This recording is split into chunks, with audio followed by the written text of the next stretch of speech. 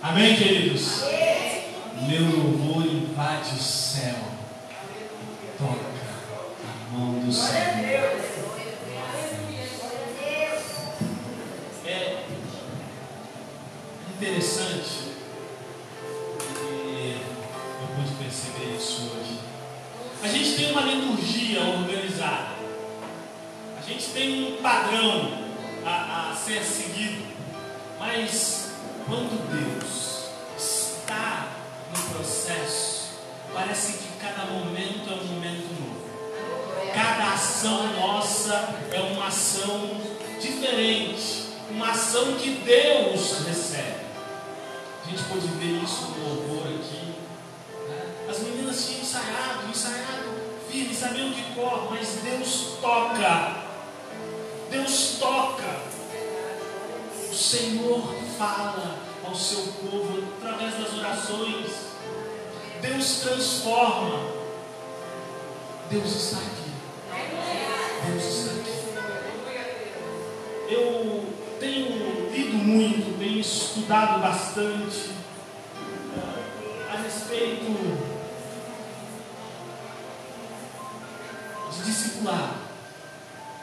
E nós estivemos há uns dias com um grupo de irmãos muito queridos, estudando um pouquinho mais, lendo um pouquinho mais, se aperfeiçoando um pouquinho mais.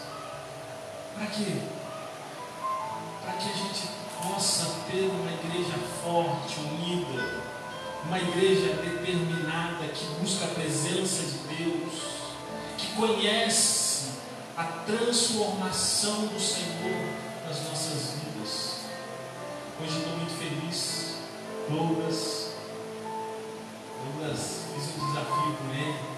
Não é desafio de carvão, de gelo, nada disso. Mas um desafio que ele estivesse aqui hoje.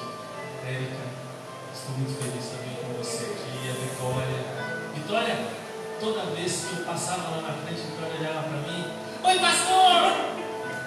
Não é, Vitória? Aleluia, Deus. Vitória está toda ruborizada. Mas muito obrigado pela presença de vocês aqui. E eu queria compartilhar com vocês que o nosso Deus é um Deus que tem prazer na transformação de vidas. É um Deus que se preocupa com a transformação, a mudança no comportamento dos homens.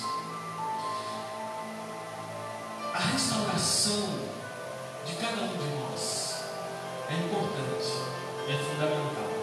E Deus tem se preocupado e se ocupado conosco.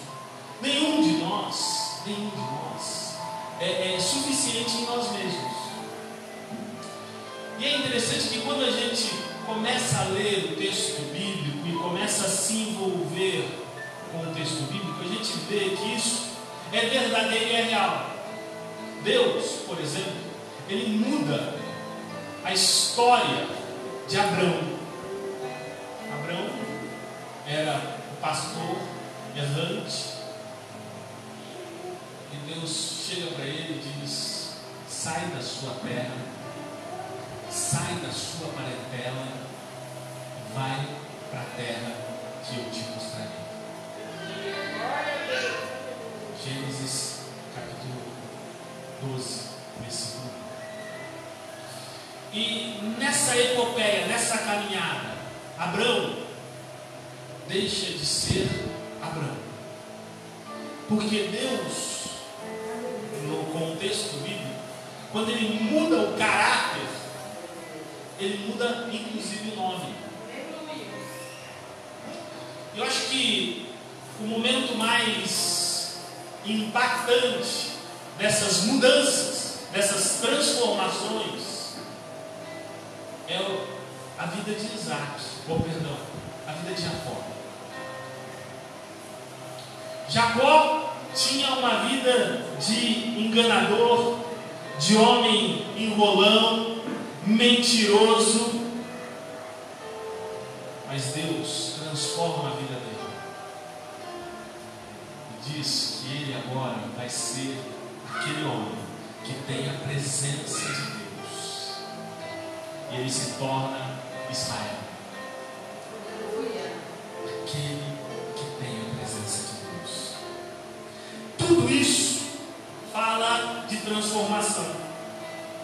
Transformação de caráter, transformação interior, transformação da alma. Não adianta nada a pessoa mudar por fora, mas se não tiver de fato mudado por dentro, transformação interior. Muitos acham que ninguém vai notar, ninguém vai conseguir perceber que você mudou por dentro, só basta mudar por fora. Mas o nosso Deus conhece corações, Ele esquadrinha as nossas vidas. Então eu quero convidar você a ler comigo um texto que o próprio Jesus trouxe para a minha e para a tua vida. E quando é Jesus quem fala, Jesus quem nos direciona, a palavra dele é palavra de vida. O apóstolo, quando Jesus falou um discurso difícil a respeito da morte, o apóstolo diz: dura esta palavra, Senhor. O seu discurso é tão duro que muita gente foi embora. E Jesus, ele não vai e diz: fica aqui. Vai não, fica comigo. Jesus é claro e contundente: se você quer ir, vai junto, porque não tem negociação com a palavra de Deus. Quando Deus fala aos nossos corações, a única resposta das nossas vidas para Deus é: eis-me aqui. Eu estou sempre pronto, Senhor, para aquilo que o Senhor me determina. E o Senhor Jesus fala para mim e para você nessa noite, através da palavra dele, em Mateus capítulo 20. Mateus 28.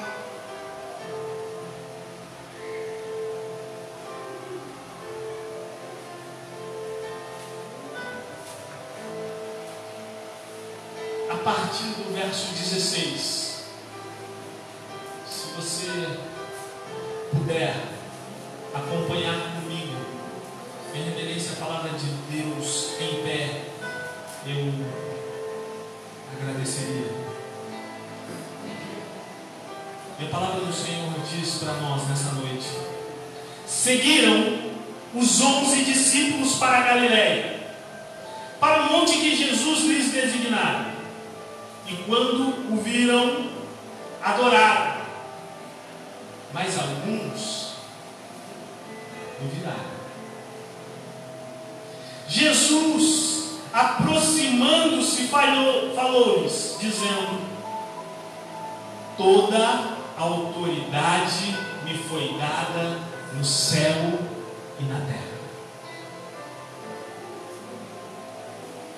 É o Senhor Jesus que tem autoridade sobre essa igreja e sobre toda a terra. E a ordem de Jesus é clara. Verso 19: diante da autoridade que ele recebeu do Pai: ide, portanto, fazei discípulos de todas as nações, batizando-os em nome do Pai e do Filho e do Espírito Santo, e ensinando-os a guardar todas as coisas que eu vos tenho ordenado. E eis que estou convosco todos os dias, até a consumação dos séculos. Bom Pai, Esta é a tua palavra, Senhor. Fala aos nossos corações através da tua palavra, como tu já tem falado através das ministrações, dos louvores, das orações, Senhor. Ó Pai, muda o nosso caráter, transforma as nossas vidas nessa noite, Senhor. Ó Pai, que a tua presença seja real em cada um de nós aqui, e que possamos sair daqui hoje transformados conforme a tua boa, perfeita e agradável vontade. Oramos em nome de Jesus. Em nome de Jesus. Amém. Sentem-se por bondade.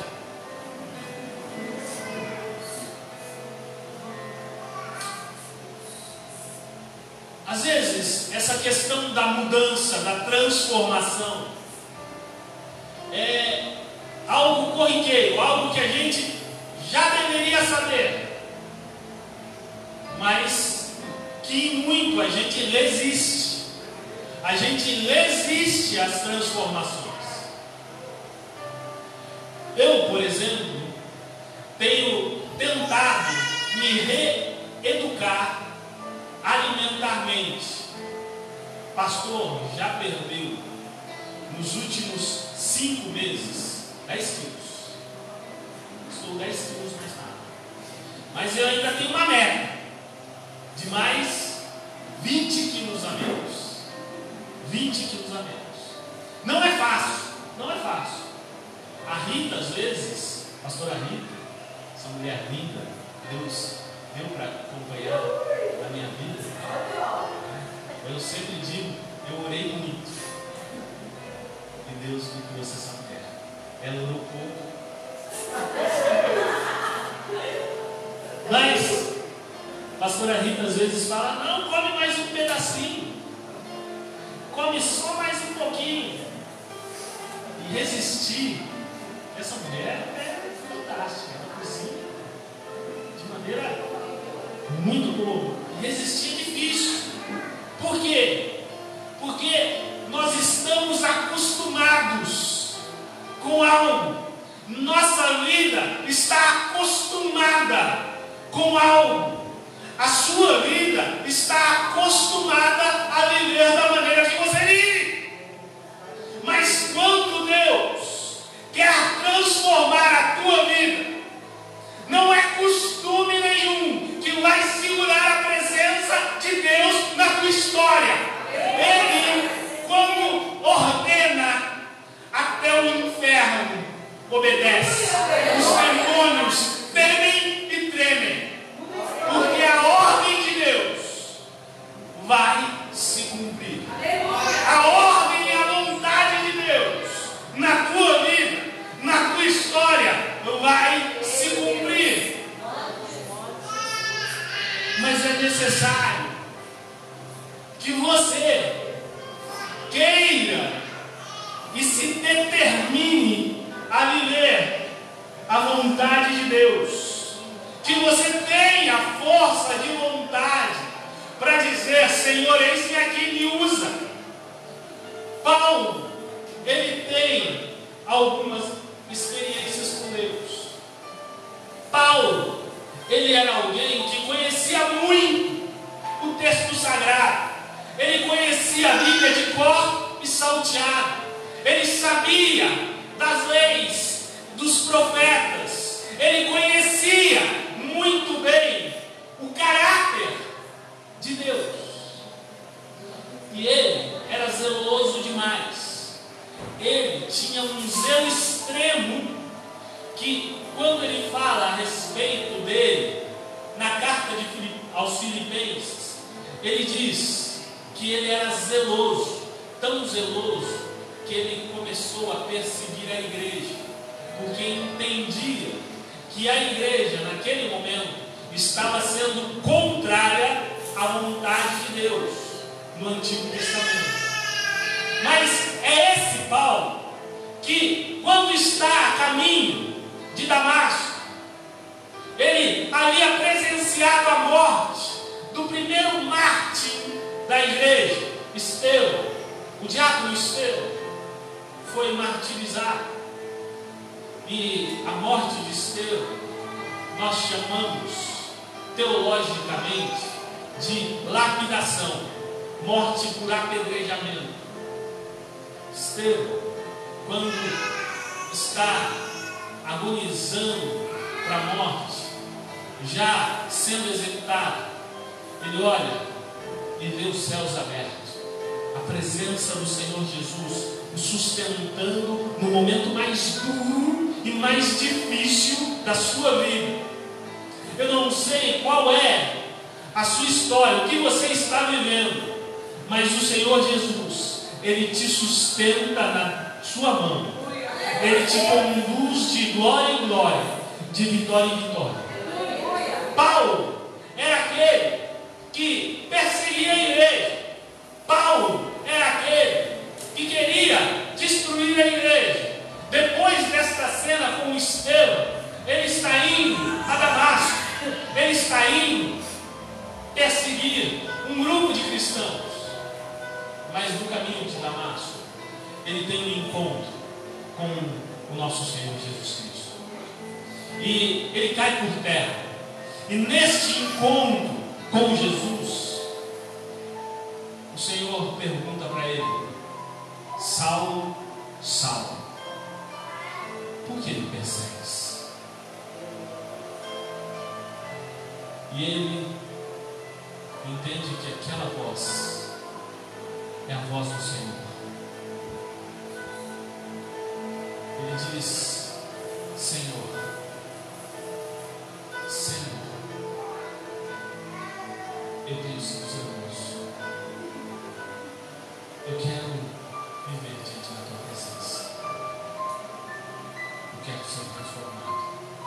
E a partir dali, ele recebe instruções. Ele vai até a casa de um irmão. E esse irmão ora por ele. E caem as escamas dos olhos de Saulo, que agora não é mais Saulo. Por quê? Porque ouviu a voz de Deus e teve o seu caráter transformado.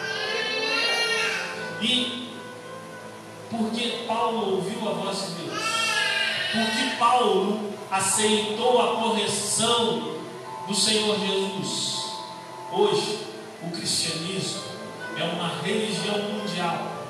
O cristianismo está em todos os pontos da terra, com alguns problemas em alguns lugares, sim, mas Jesus é conhecido. Jesus foi levado através dos textos e das cartas que o apóstolo Paulo compôs. 2/3 do Novo Testamento foi escrito pelo apóstolo Paulo.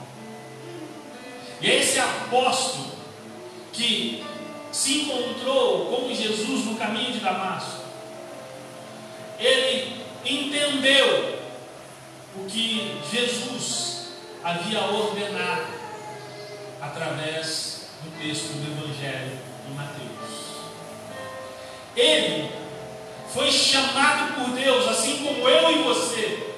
Essa ordem é para nós, Igreja de Deus hoje.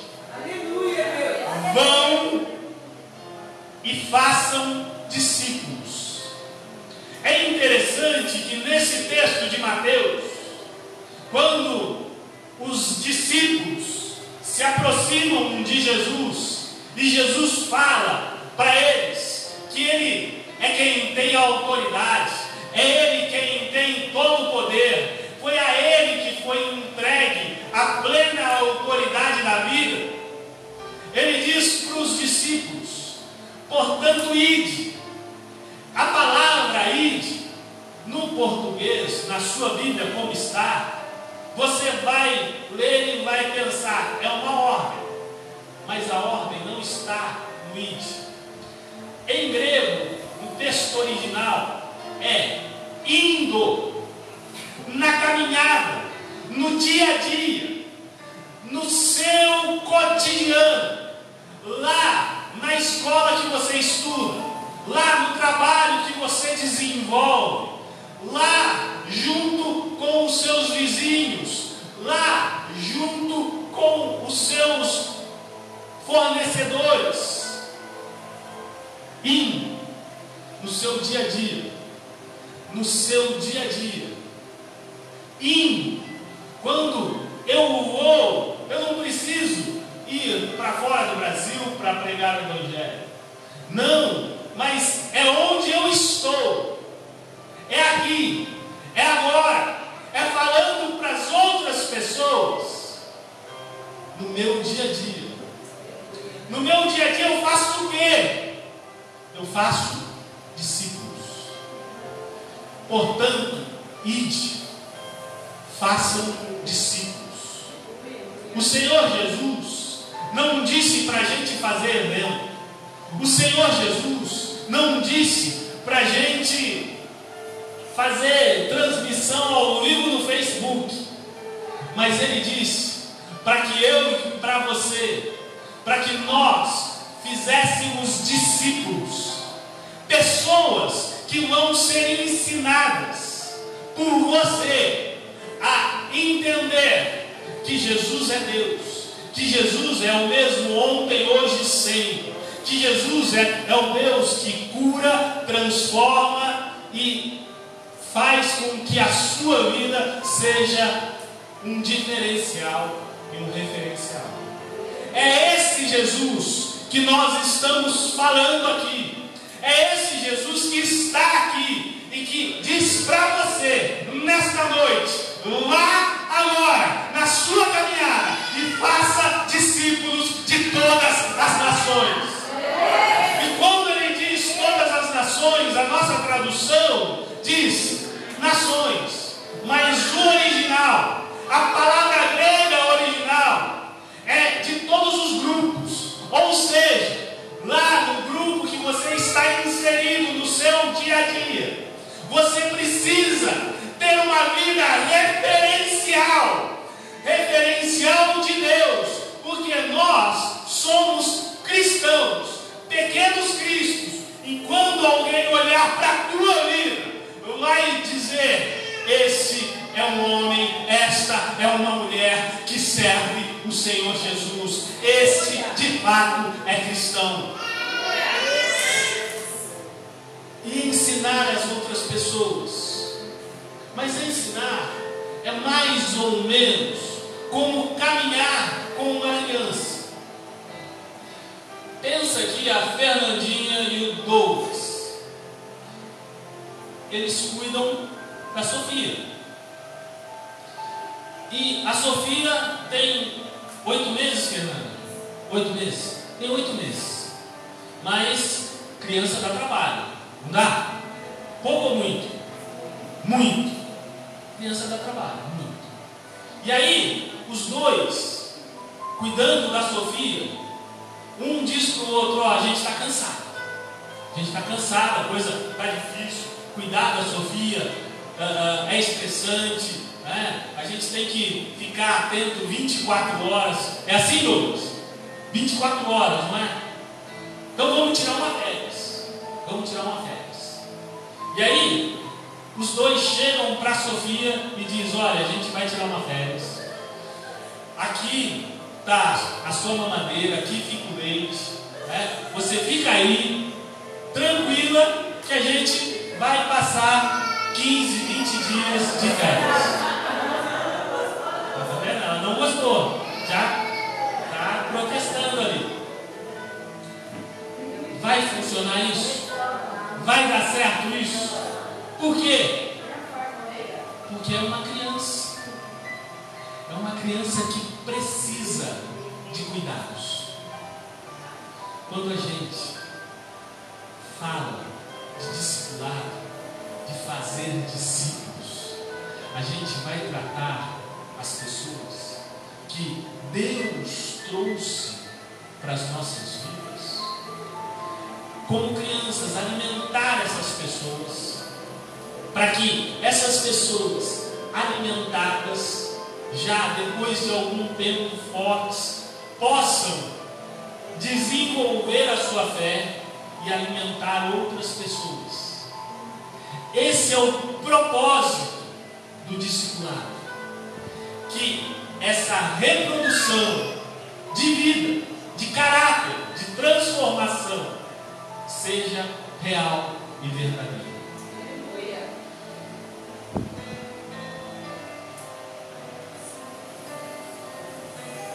Paulo ensina para os crentes, para todos nós, e de maneira específica para os cristãos em Éfeso, bons hábitos. Se você abrir a sua Bíblia em Efésios, capítulo 4, versículo 25, Efésios 4, 25. Paulo vai falar para mim e para você nessa noite que nós precisamos viver uma vida transformada e por isso, deixando a mentira, cada um de nós fale a verdade para o outro, fale a verdade com o seu próximo, porque somos membros uns dos outros.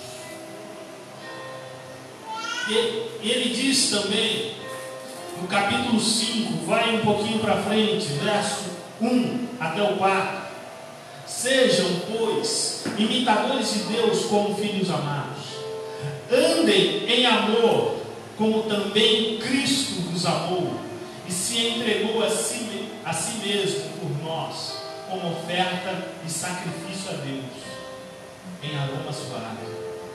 Mas a impudícia e toda sorte de impurezas ou cobiça nem sequer se nomeiem entre vós, como convém a santos, nem a conversão torpe, nem palavras vãs ou chocarrices, coisas essas inconvenientes, antes, pelo contrário, que a sua vida seja de ação de graça.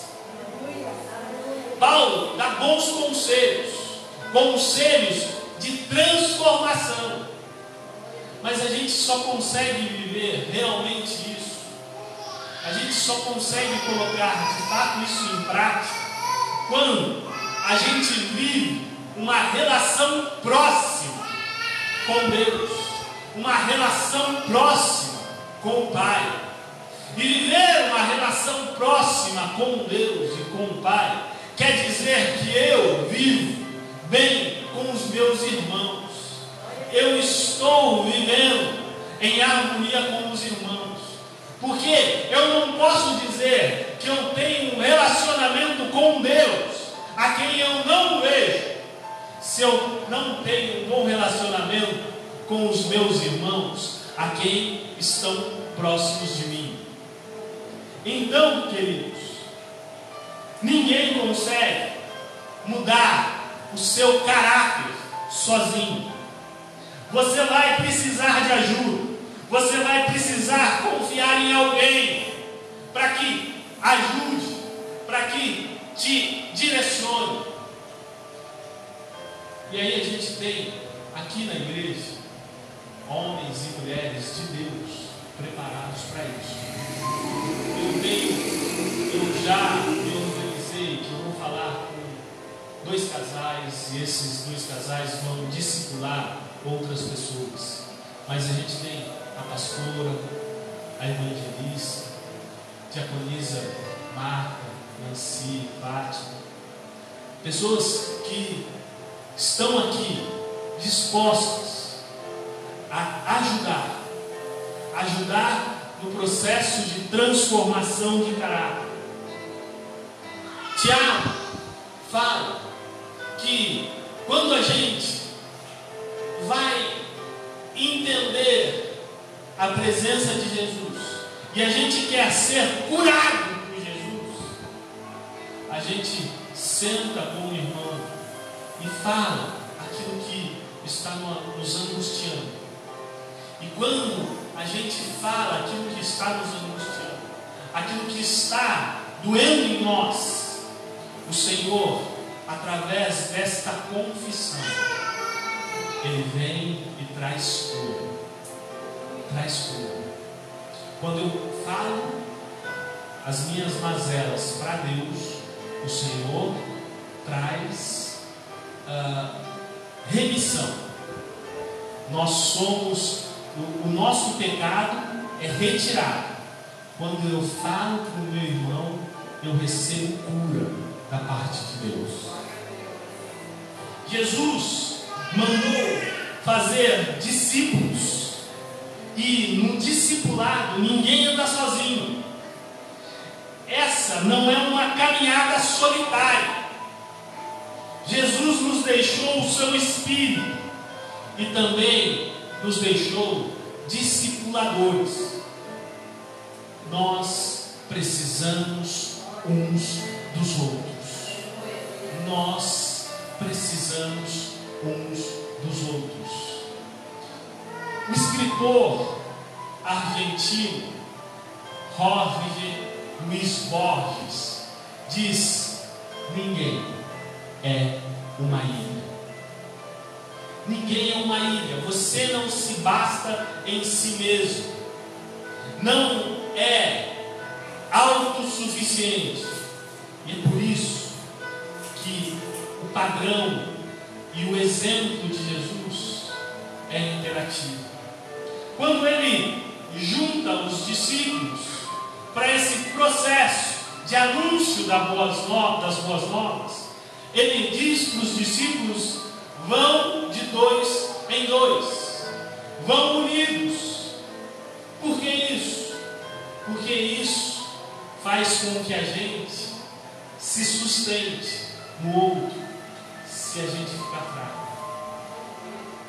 Essa é a razão de estarmos unidos, em unidade, para caminhar. Submissão e humildade não são algo que a gente vai receber ao longo da história, mas é uma atitude pessoal de cada um de nós. Sem a humildade de nos deixar tratar, sem estarmos submissos a essa autoridade, jamais vamos avançar no conhecimento do reino de Deus. Não seremos moldados no nosso caráter. Precisamos viver como alguém e delegar a alguém esta autoridade sobre as nossas vidas. Tudo o que fizermos devemos prestar contas a Deus. Não somos uns soldados sem quartel. Não somos soldados sem general. Não fomos largados no mundo sem termos uma autoridade sobre as nossas vidas, sem termos responsabilidades, sem precisarmos dar satisfações. Deus instituiu autoridades representativas, e essas Ele constituiu para cuidar das nossas vidas. Se você quiser, veja na sua Bíblia, Romanos, capítulo 13, versículo 1. Romanos 13, versículo 1. Todo homem esteja sujeito às autoridades superiores, porque não há autoridade que não proceda de Deus, e as autoridades que existem foram por eles instituídas, de modo que qualquer que se opõe à autoridade e resiste à ordenança de Deus, e os que resistem trarão sobre si condenação, porque os magistrados não são para o temor quando se faz o bem, e sim quando se faz o mal. Queres tu não temer a autoridade? Faz o bem e terá louvor das autoridades, visto que a autoridade é ministro de Deus para o teu bem. Entretanto, se fizeres o mal, teme, porque não é sem motivo que ele traz espada, pois o ministro de Deus, vingador para castigar o que pratica o mal. Nossas ações, mudamos o nosso caráter quando mudamos nossas atitudes. O Evangelho traz mudança na vida e na mente, traz mudança no nosso comportamento, traz mudança no nosso caráter. O Evangelho de Deus traz conversão. E quando eu mudo o rumo da minha vida, o Senhor, Ele vem ao meu encontro para trazer as bênçãos e as vitórias. É em Jesus, é em buscar a presença de Jesus que seremos transformados, e é nele que vamos ver as vitórias na nossa vida. Muitos acham que esse caminho, essa caminhada, não vai ter problema nenhum. Eu posso viver do jeito que eu quiser. Eu estou inspirado, estou lembrando dos autores clássicos. Falei de Borges agora. Dostoiévski, autor russo, escreve: se Deus não existe, tudo é permitido. Há pessoas que vivem dessa maneira, mas eu posso garantir para você, queira você ou não, achar que Deus não existe, que você pode viver de qualquer jeito, Ele conhece o coração. Ele está aqui. Ele está aqui. Deus nos criou a sua imagem e a sua semelhança, mas com o pecado essa imagem foi desfigurada, foi deturpada, foi desviada. Só Deus é quem pode nos restaurar essa imagem dele nas nossas vidas, em cada um de nós, pois Ele sabe como nos fez, Ele nos conhece, Ele nos projetou. Deus mostrou esse trabalho de transformação do caráter quando Ele fala com Jeremias. Jeremias era aquele que queria ficar de boa, queria ficar caladinho no seu canto. E quando Deus vai falar com ele, ele diz: eu sou pequeno, eu sou frágil. E Deus diz: fica de pé, fica de pé, fica de pé, porque eu chamei você para proclamar as nações. As nações. Fala o quanto eu te der a palavra. O Senhor é quem nos direciona. O Senhor é quem nos conduz.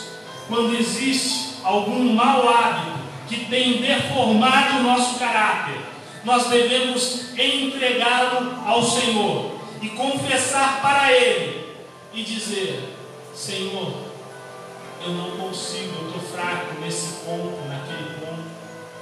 Porque aí o Senhor vem com a sua misericórdia, com o seu amor, e faz nas nossas vidas o seu milagre.